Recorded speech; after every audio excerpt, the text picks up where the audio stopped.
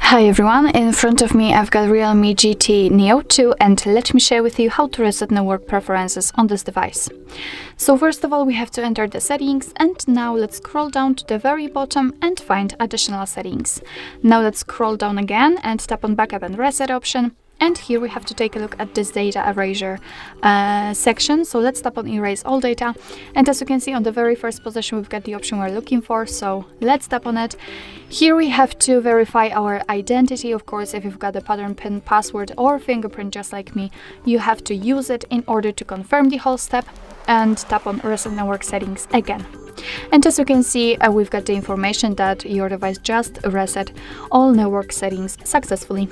So actually this is it. This is how to reset network preferences in your REALME GT Neo2.